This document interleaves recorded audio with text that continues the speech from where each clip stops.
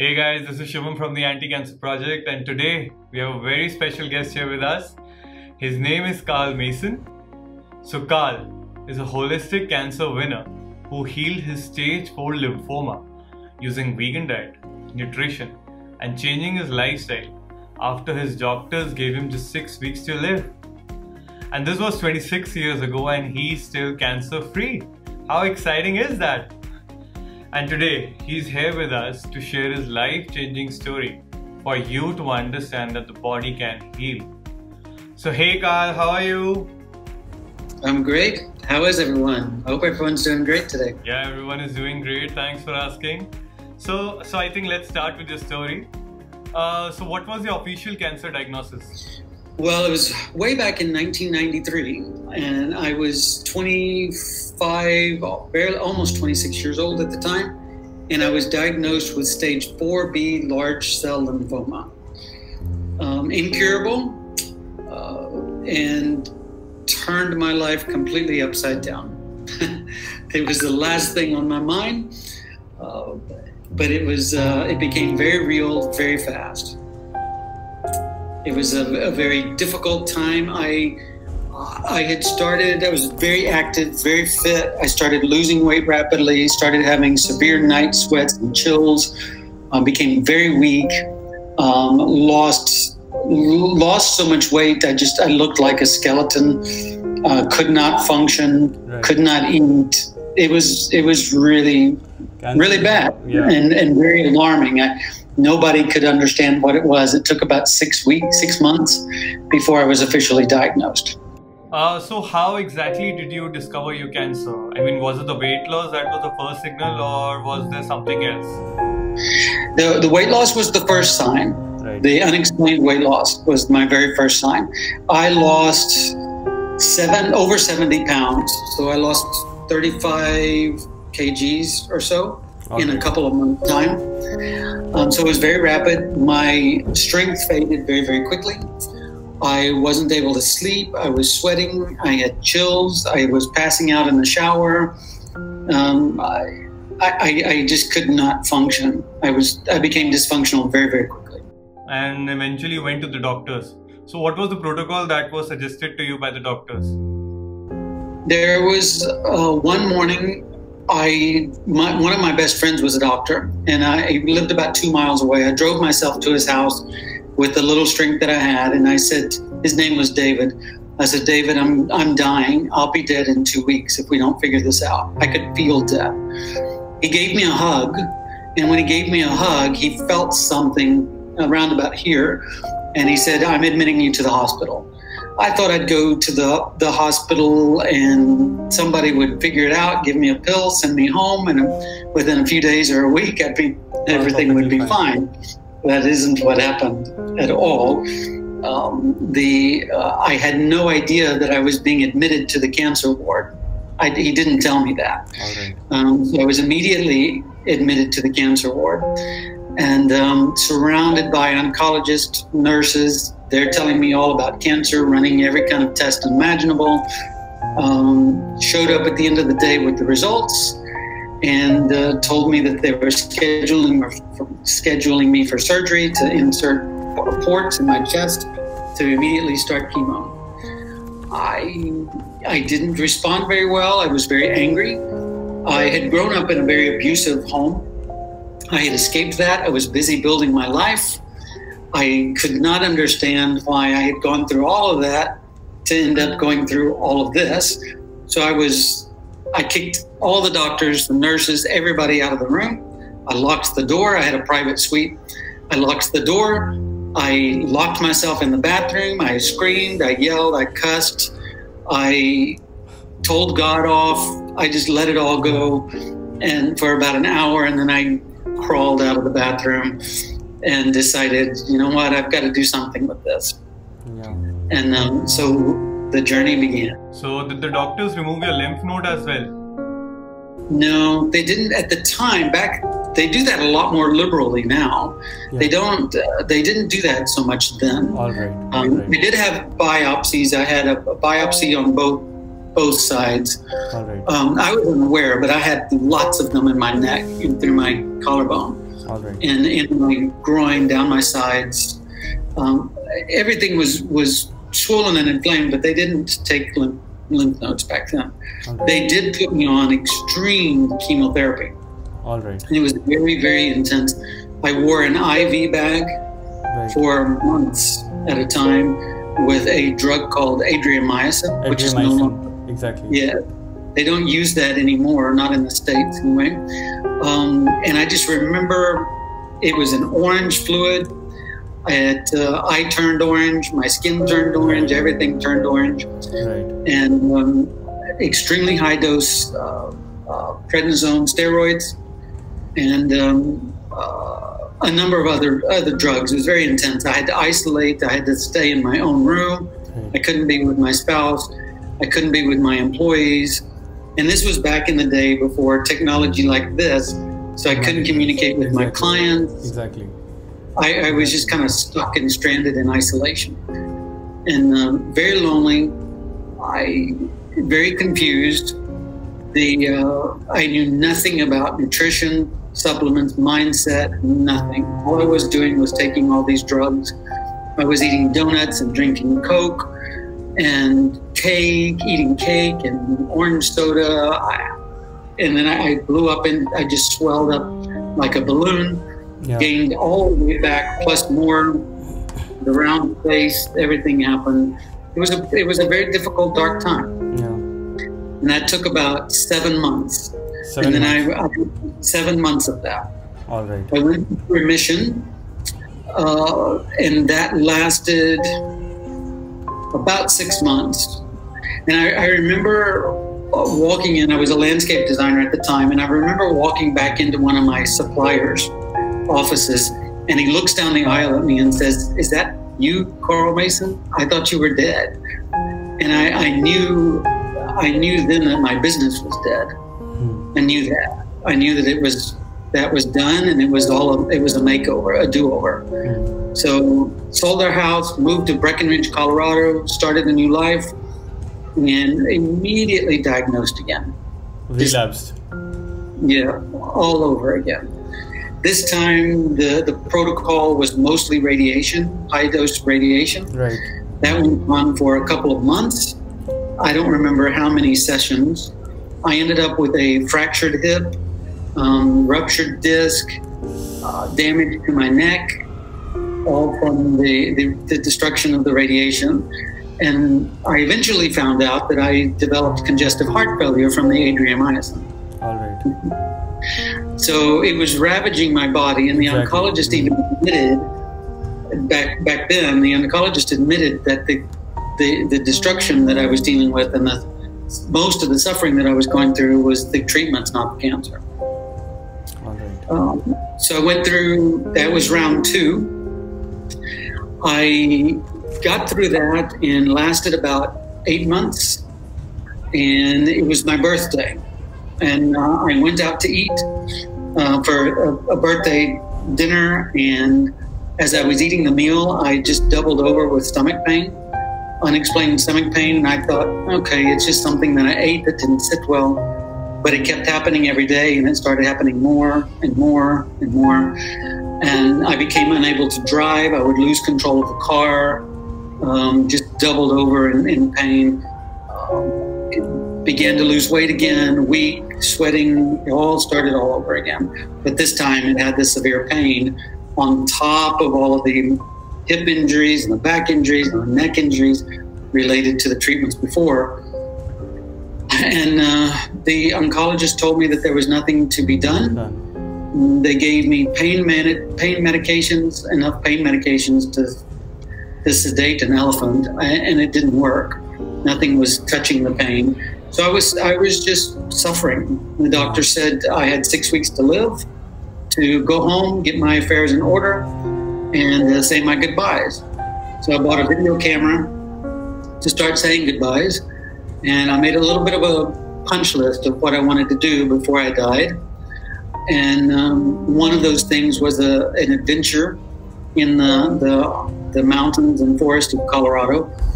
I wanted to go see moose in their real habitat, and I wanted to commune with the moose. very bizarre, maybe, but I had a fascination with moose, and that was my calling. It was like a calling, you know, to go see these moose. So I took off on this trip to see these moose. I couldn't find a moose to save my life. I hiked all day long. My oncologist said that one bug bite, one scrape would kill me. I said to him, I said, well, why does it matter? Because I'm dead in a few weeks anyway. So if I die today versus 2 weeks from now, it doesn't really matter, does it? I'm dying either way, so I might as well die doing something I want to do. So I went out on this adventure, no moose in sight, hiked all day long, cuts, bruises, bites, scrapes, tumbles. I was a mess. I was exhausted. Exactly. The sun was setting, no moose. Yeah. I was in the car, headed back home. I was angry again. I just couldn't understand. I remember saying, God, why can't you just give me this one thing? This is such a simple thing. It's all I'm asking for before I die. And about that time, a herd of elk, and I don't know if you know what those are, but they blocked the road, so we couldn't get out. So we were stuck on the road, and everybody was out of their cars walking around. And I heard a woman say, I see a moose. And the energy rose up in me from seemingly nowhere. And I took off through the forest, down the ravine, to a riverbank. And I found myself standing in the middle of 3 bull moose. And moose are very, very large. They're extremely large animals. And they can be very dangerous because they seem very calm and very docile. Yeah. If they get angry, they move very fast. And so normally a park ranger, the forest ranger, would have stopped me. But it seemed like everybody knew something was going on. And so there I was with these moose. One laid at my feet, 2 stood by my side, and I could touch them. I was that close. And this moment just unfolded. A large crowd behind me at the top of the ravine, and there I was standing with these moose. And I heard a voice as real as your voice today say to me, choose life. Choose life. Choose life. It was just crystal clear to me. Nobody else heard it. I asked several people, nobody else heard it. Nobody said it. It was just something that came up in me, in my spirit, and it was crystal clear to me. And in that moment, my mind shifted. I was immediately out of the suffering. I was out of the fear. I was out of the pain. And I had this deep, abiding conviction that I could take control and that I could change this story and I didn't have to die. Right. I also knew that if I did die, that it was okay. There was no judgment, nothing attached to it, but life was there for me to take if I wanted it. Now, I didn't know what that meant. I just knew that I had that choice. So I made that choice in that instant as I stood there with those moves. Eventually, obviously, I had to leave. And so I'm headed home. And my drive that had started out to be headed home to die became heading home to live. So radical shift. And I called my oncologist, made an appointment. I went the next day to see him. And he said, I told him the story. He said, oh, that's sweet. It just didn't really mean anything to him. He said, you need to understand that you're dying. I'm glad you had such a great experience, but you are dying. And I said, I'm not going to die. And he said, well, how? What's the plan? I said, I don't have a plan. I don't know what to do. He said, so what are you asking me to do? And I said, can you, if I start chemo again, will it give me a month or 2 more? Yeah. He said, possibly. I said, are you willing to try? He said, yes. So the next day I started chemo, having no idea what else to do. And he did. He kept repeating to me, you will die. This isn't going to save your life. I stood firm in my conviction that I would live and that I would find a way. And unlike all the other chemo treatments, I barely even felt this one. It was as if I wasn't even taking chemo. It was like I was taking water. I just had it had very little impact on me. However, it did bring me into remission. I went into remission for the third time. He was shocked, couldn't believe that I was in remission. Called me, scheduled an appointment. We have to do emergency radical chemo. We have to do a bone marrow transplant. You're going to be isolated for a year. You got to get rid of your dogs. You can't be around your spouse. And you can't have friends over. This horrible picture that he painted. And I said, no. I said, I won't do it. Yes. He said, I'll stand at your grave. And I said, no, you won't. I said, that's the last time you're going to tell me that. And I walked out of the door and I never saw him again. I never saw him. And it took about 3-4 months after that before I discovered the solution to healing. I went to lunch with a client and I asked about his wife. I asked how she was doing, and he told me her cancer story and how she had survived cancer. And I was sharing my story with him, and he said, I tell you what, Carl, go home, pack your bags. You're going on a trip. He said, I'm going to pay for everything, and I'm going to send you to an institute to study authentic, holistic cancer recovery. Great. And so he bought my plane tickets, the whole bit, everything, and put me, sent me on this trip. I arrived. It was in the middle of a forest in Massachusetts. Very bizarre for me. It was a culture shock. It was sort of it almost felt like a hippie camp. It was really bizarre to me, way out of my comfort zone. But as I entered the scene, I decided, you know what? I don't care what this is. I just don't care. I'm going to take the opportunity. I'm going to seize it. And I'm going to do every single thing they tell me. I'm not going to complain. No excuses. I'm just going to embrace it. And I did. And 30 days later, 30 days, after 5 years of suffering, 30 days later, I was cancer-free. Wow. And I've been cancer-free now for 26 years. Wow. So now everything that I learned through that experience is what I now teach. But at the time, I was just doing, I was doing what I felt I needed to do. I wasn't asking for understanding. I didn't really care. All I wanted was for it to work. And I was in blind faith. It was just faith at work. I went on to learn, to study and understand exactly why it had worked.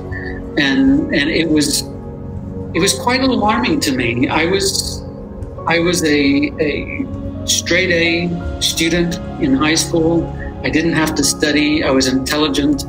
All those things came easy to me, but I suddenly felt utterly stupid. I'm like, how did I not know this? This is so logical. This is so simple. How did I not know this? But I realized that it wasn't me. It wasn't even my fault. It was just the conditioning of the environment that I was in. And so I had never been given the opportunity. There was never the revelation of something that was so simple. And the real simplicity of it was that we were naturally made, we're divinely created. Right. And our provision is natural and divine. It doesn't come from laboratories and scientists and manufacturers. It cannot be. No, it cannot be. And so all of that was doing was poisoning and killing me. Exactly. And making the problem even worse. That's why all the recurrences were happening. And every recurrence was worse than the first one. And it wasn't because the cancer was killing me. It was because the treatments were killing me. Yeah. And the cancer was only growing because the body was trying to contain and all of that toxin and poison. So the cancer was growing, but it was because the body was trying to do what it was designed to do. But the chemo and everything was doing the exact opposite. And so I came into this revelation, and eventually I realized that the real shift and the real power wasn't in the nutrition that I had learned. It wasn't in the Chinese medicine and the supplements and the Ayurvedic herbs and everything that I had discovered that I had never known about before. It came from the shift in the mind. Right. That was the moment. Yeah. Then I spent 7 months looking for the solution, but the solution had already been made. Exactly. It had happened here. It was always in the mind. Majority people who have been suffering, who have been dealing with this life-threatening disease, are basically victims of their own mind. And once they shift the mindset to a more positive one and realize that the body can heal themselves, a lot of things change. A lot of things change, and especially their body starts to heal themselves. Right. It's very powerful, and I've gone on to understand how the mind affects blood chemistry. The blood chemistry affects the cellular health, and then you're adding all the environmental toxicity and the food toxicity and everything else that bombards us with no counterbalance. And it's a setup. Yeah, it's just a setup for cancer. And I read a report recently that they predict by 2024 that every American will have a cancer diagnosis. Right. Every American, not some, not most, but every American will have a cancer diagnosis in their lifetime. And this isn't just an American problem. It's become a global problem. Right. And it's escalated a lot in the last 2 years, unfortunately. No, even in India, I mean, India is a country, rich in so many spices, so many herbs, so many, all these natural things. Yet cancer cases are increasing drastically because there is so less awareness about how these treatments work. People immediately go towards the conventional route, and they immediately feel that this is the only way that is gonna heal me, or that is gonna cure me. So did you spread the word of how natural things, or Ayurveda, or traditional Chinese medicine, all these things work in healing cancer?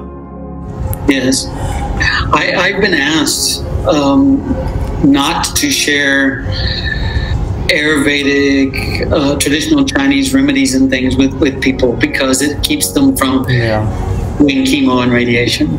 I've been told in groups, don't talk about that. Don't talk about it. Yes, and it's amazing. But I was on a coaching call today with a client, and her husband said to her, "I want to keep you on the planet. Please do chemo." And I said, "That's not keeping you on the planet. That won't keep you on the planet." He doesn't understand. We've got to, I said, I need to talk to him. I need to talk to him because we need to shift this thinking.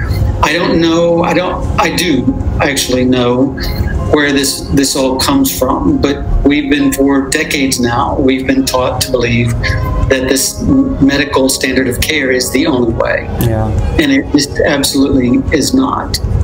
No, it's our own conditioning. That's rightly said. It's our own conditioning, and it's our own circumstances that we have created around us, which make us believe that this is the only way that a disease can be approached. But honestly, this is not the only way. This is the least common way that one should go towards. It is.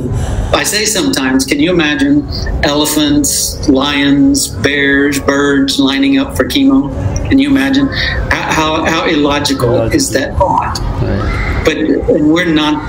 We're supposed to be more intelligent, but we're not that far removed. Yeah. We're not. And since we're so convicted on this medical approach, I'm not sure that society can. A shift needs to take place. There needs to be an awakening and a mindset shift. Right. Dramatically. So, did you ask your doctor if there were any alternatives to traditional treatments like surgery, chemotherapy, or radiation, or were you aware of any? There was, at the time, there was nothing. There was nothing out there. Nobody was talking about anything else. The doctors wouldn't talk about it. They weren't as the oncologists back then weren't as harsh as they tend to be now. They were not as aggressive as what I'm finding them to be today. But they were not open. I was told to go home. When I was first diagnosed, my weight was so low. I was told to go home and eat sugar and butter and fat to gain weight. So that set off a chain reaction, and then the chemo drugs and everything caused so much cravings. For a year, all I did was eat sugar, butter, and drink Coke and things, and that just made everything all the worst. So there was no instruction, no options given whatsoever. I was surrounded by doctors of all degrees, and there was just no conversation about it whatsoever. And I was young and clearly naive, and just I didn't know what questions to ask. You know, I thought that I didn't eat fast food. I grew my own vegetables. As far as I knew, I was eating and being healthy, as far as I knew. Yeah, exactly. So before the traditional treatment started, I mean the chemotherapy started, what diet were you having, and was it more of a animal-based diet or a plant-based diet?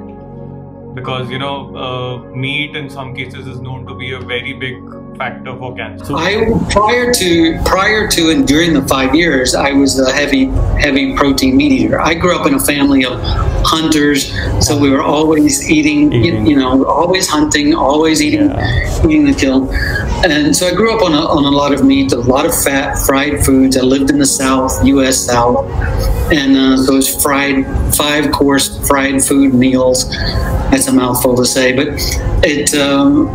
I had shifted that. I had started growing my own vegetables, eating less meat. I had instinctually shifted it, but I still didn't understand. And one of the things that I learned at this camp in the middle of Massachusetts was whole foods, plant-based nutrition, but with a very specific emphasis on Eastern practices.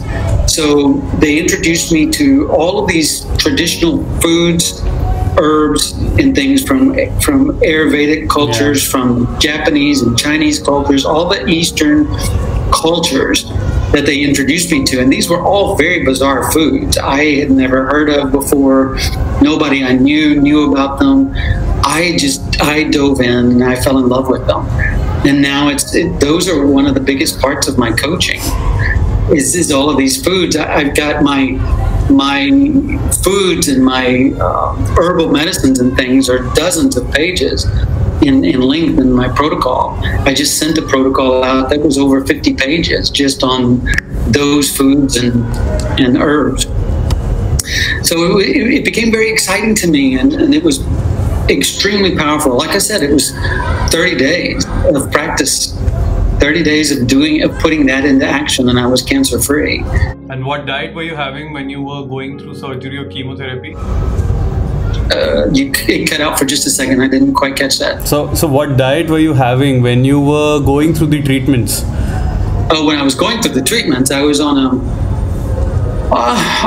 I was on a home cooked food. I didn't do fast food very much, but home cooked food. There's still a lot of meats, a lot of refined oils. All right. You know, it just wasn't. It looked, compared to the standard American diet, it looked good, but it was nowhere. It was not good. No, it was not. It was not. So it was a very radical change. When I first discovered whole foods, plant-based, it was really, really dramatic. Yeah. It was very hard, very, very hard to do at first. But I made the commitment to it. I decided that I was just going to eat it. I was not going to whine, fuss, complain, make excuses. I was just going to do it because I wanted to live, and I believed that I was called to live. Yeah. And so I did it faithfully, diligently, and it worked. That's great. That's great. That's great. It worked. And how was your healing journey like? I mean, did you mostly eat raw vegetables in the beginning, or what exactly was the protocol? I mean, diet protocol for healing? It was, at first, for the first 30 days, it was steamed rice, steamed greens, steamed vegetables, seaweed. No, seaweed for a Southern American boy was not a good thing, and no salt, no pepper, no oil, no seasonings, nothing. Right. It was just boiled or steamed everything, and I had to eat that 3 times a day. I think I excluded beans. They were beans. So very, very, very bland, very simple. But I understand now the concept of that. I understand it. And I don't ask my clients to go that extreme normally. I ask them to get close, but not quite that extreme. Unless they're in the, I was on my deathbed. Yeah. So I didn't have much choice. So I was willing, but it set my palate, changed the dynamics, and laid a foundation for me to then embrace real whole food, plant-based nutrition. Great. And what was the first clue that your diet was working? My first clue, energy. Honestly, energy and clarity of mind. My mind cleared, my energy spiked. I was able to start working out again. I was able to start building my business again. Yeah. I just became a lot more energetic. Weight picked up. I was able to build muscle again. It just became, I felt like, it's hard to explain. It just felt like life returned. Life came back into my body. Going from crumbling and fading away to life rising within me. No, because there's a phenomenon called as the healing crisis, which means that you get worse before you get better. So did the same thing happen to you when you were healing yourself through diet? I mean, did you get worse before you got better, or did it happen naturally? No, I didn't actually. Great. I did almost instantly got better. Wow. It was just really, really fast for me. Wow. But again, I go back to, it was the mind. I had made such a determined decision in my mind that I don't think anything could have, I'm not sure that anything could have set me back. No, I agree, because, emotionally you need to be very strong when you're going towards a natural protocol. Else the, healing won't work. Or if the healing would work also, then also you'll start having doubts. So it's very important to be mentally very strong and emotionally even strong. That was the case for me. There was just nothing, the oncologist wasn't going to say anything to change it. Nobody was going to change it. It was sealed in my mind. Right. It was done. Right. I logically knew for a while that I wasn't healed, but I knew in my spirit that I was. It's working. Yeah. Great. So it was truly a powerful experience, and it was a very swift experience. Great. I was very blessed. I was very blessed to have that encounter in the forest with the moose, and also blessed to have this lunch appointment with a client that just paved the way for me. So now I wrote an article this week because people say to me all the time, Carl, how am I going to have my moose experience? How do I have that? Not everybody gets to have a moose experience. But I wrote an article that said, I am the voice that's asking you to choose life. The voice that I got to hear, I now get to become the voice that says choose life. And so really that is my message today, is to choose life, because it is there. It is there. And chemo, radiation, radical surgeries, that's not life. The natural method is so powerful that so many people are healing themselves using just overdosing on nutrition and changing their lifestyle. And still we call it alternate. I mean, it's so sad that it should be called as the original medicine. Right. It's not. I agree with you. I'm not very excited about the word alternative.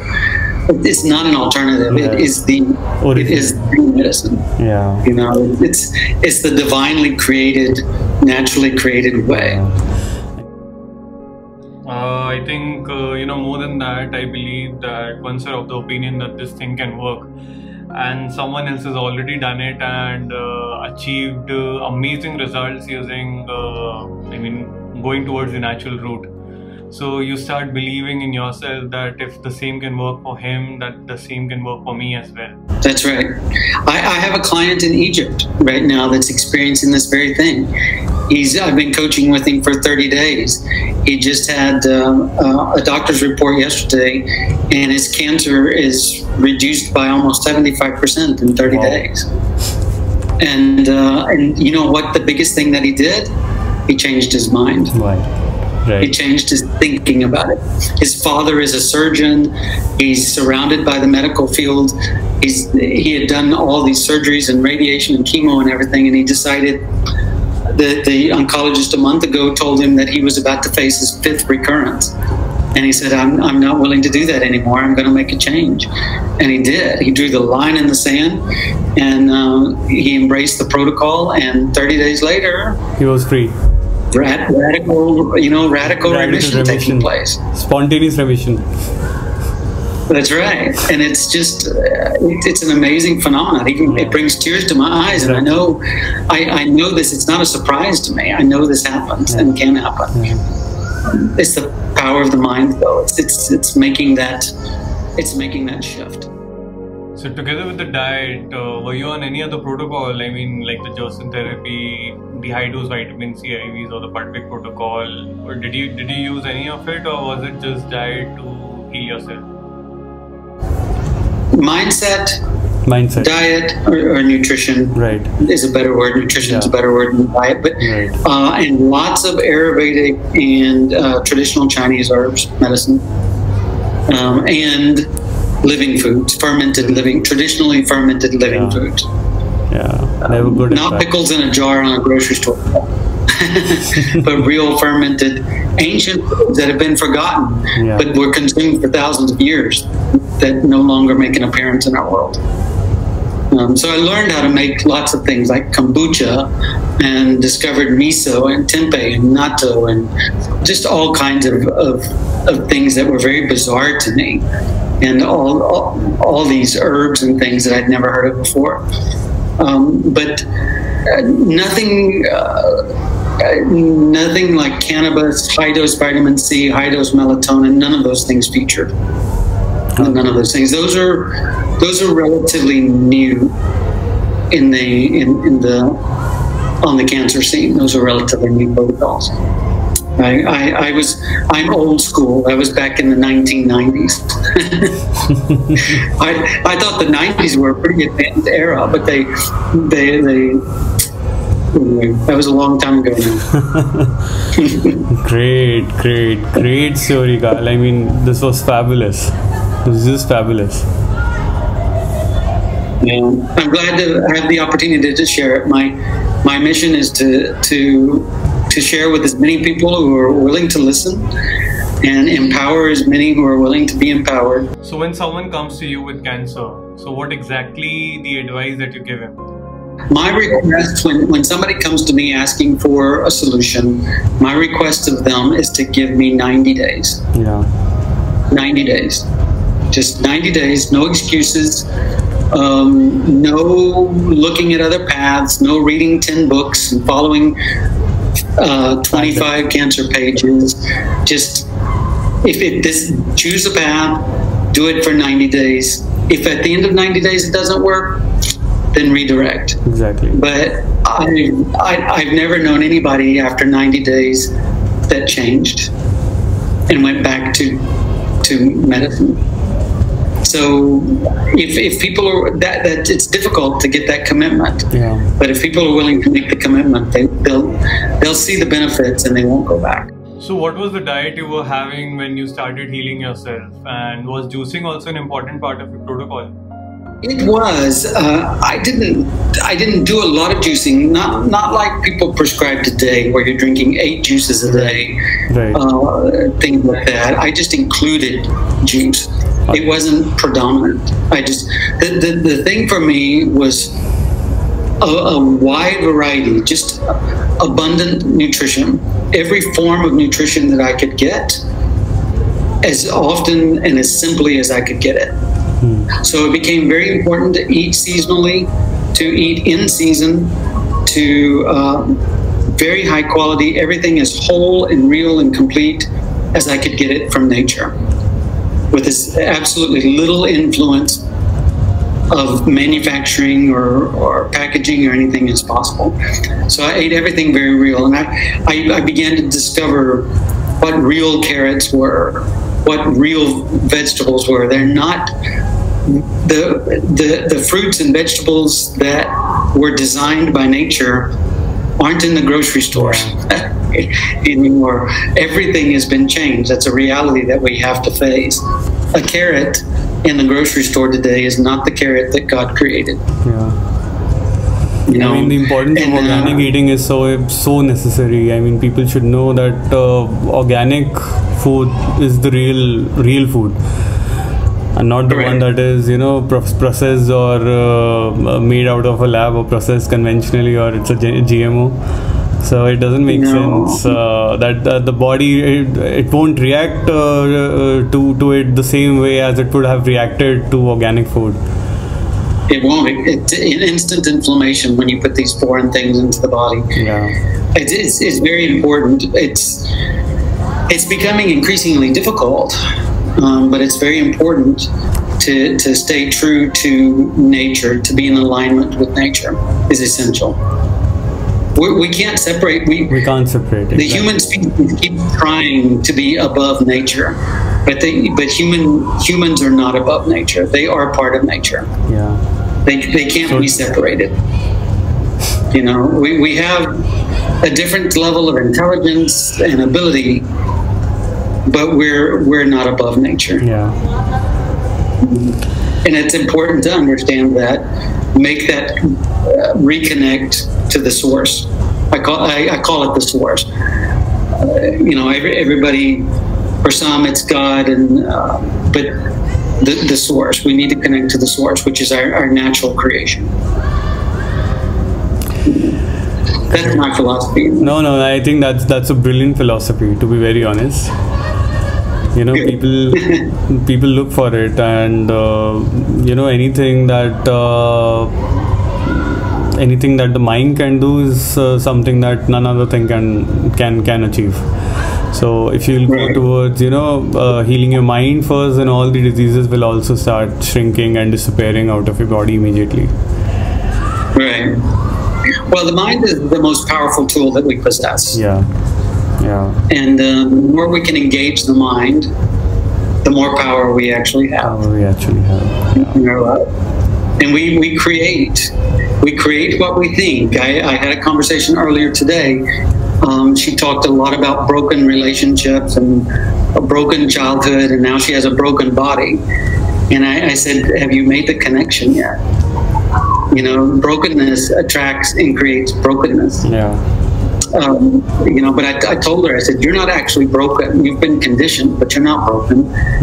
You can put yourself back together and heal your body, heal your mind, and change your life. So it's a new journey for her that she began today, and it's very exciting. And I just want as many people as possible to embrace that. Yeah. I love these collaborations where we can spread that message. That's share the word of it. It's really important for this message to go. That's really important. Yeah. But I think through this video, a lot of people, you know, looking on this channel will get an idea of how, you know, such a life-threatening disease can also be worked on if you'll get your mind straight. If you'll just change your diet, if you'll overdose in nutrition, if I say. So, you know, so this was such an important call for, you know, Indian community, because in India, cancer cases are increasing drastically, just drastically. So your story will inspire so many people that, you know, that would be so helpful for them. So add so much value in their life. Good. Well, my message really is, cancer didn't come to kill you, it came to heal you. It came to heal you. And you know, that's the message that I want people to start believing, that it is such an opportunity. And when you really embrace the journey, you don't just heal cancer, your whole life changes. Exactly. And you move into an authenticity that you've never known, a strength and a power that you've never known. It really is The key. When you shift your mind, it really is the most beautiful journey of your life. Great. I truly believe that.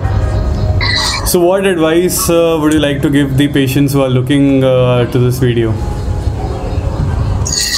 Well, if they're a new cancer patient, somebody newly diagnosed, I would say don't buy the narrative of death and destruction and suffering. To instead give yourself the gift of 30 to 90 days to sink your teeth in and to really apply a true, authentic protocol of holistic, natural healing. Yeah. Give yourself that opportunity. That's the very first thing I would do, is give yourself that opportunity. It would be absolutely amazing if more people could do that. You know, so that's my advice. Don't let the diagnosis scare you to death and drive you down the path of destruction.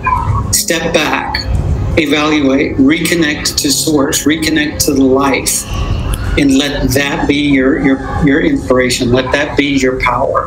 Right. Take your power back. Don't give it away. Take it back. And you are your own doctor. Change your life. Yeah. I know. Be your own doctor. And I think that is such a powerful, to me, that's such a powerful message. I believe very passionately in it. And it really is where the life change occurs. Yeah. It really is. So many people they hear cancer, they see death in their eyes, they see suffering, and a week later they're right in the middle of the storm. But my idea is be the calm in the storm, be the eye of the hurricane. The storm's swirling around you, but you're in peace. You're in control, and you're on a mission of healing, and you're on a mission to do it naturally. And you're on a mission to allow it to transform your whole life, not just become cancer-free. The mission shouldn't be to become cancer-free. The mission should be to become free, freely you, and to be everything that you're created to be. Yeah, and cancer will disappear automatically. Absolutely. Yeah. Absolutely. When you're authentic, when you're living authentically and authentically who you were created to be, there's no need for cancer to be around. It'll go away. It's like packing the suitcase. It'll fold the t-shirts and the shorts and pack the flip-flops, and off it goes. We send it off to the beach, never to be seen again. Nice. So it really is a beautiful journey when you step back, open your mind and your heart to receive the message. Yeah. That's great. Hopefully that answers you. That's great. I mean, fabulous interview. Thank you so much for doing this. I believe that so many people must be inspired from your story, right? They must know that there is hope. Yeah. And I pray every day that the right people will come, the right people will see and hear the message. Right. And that's what I believe for this call, that the right people, the people that are ready to receive and hear will hear it. That's great. Very exciting. Thank you so much. Thank you so much for your time. I think this was a wonderful and fabulous interview. Thank you.